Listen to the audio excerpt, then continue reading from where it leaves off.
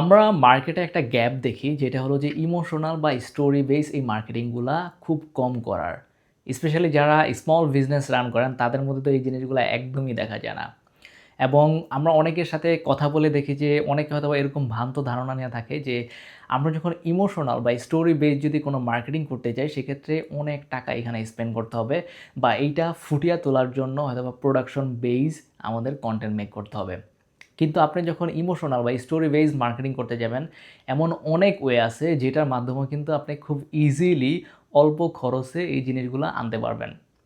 আপনি আমাদেরও মার্কেটিং যদি দেখেন, আমরা কিন্তু অনেক বেশি স্টোরি বেসড মার্কেটিং করি এবং আপনি দেখবেন যে প্রচুর পরিমাণে আমি আমার বিভিন্ন ক্লায়েন্ট বা আমরা বিভিন্ন জিনিসপত্র স্টোরি আকারে আমরা শেয়ার করি, কনটেন্টের মাধ্যমে বলেন বা রিটেন কনটেন্টের মাধ্যমে। এবং আমাদের অ্যাড একটা আছে যেটা হলো যে আমরা ফুললি আমাদের একটা ক্লায়েন্টের স্টোরি আমরা ওইখানে লিখি এবং ওইটাই আমরা অ্যাড রান করি এবং এইটাই আসলে একটা স্টোরি বেস মার্কেটিং। সো এমন অনেক ওয়ে আছে যার মাধ্যমে আপনি স্টোরি বেস মার্কেটিং করতে পারেন এবং এই জিনিসগুলো বিজনেস গ্রো করতে অনেক হেল্প করে।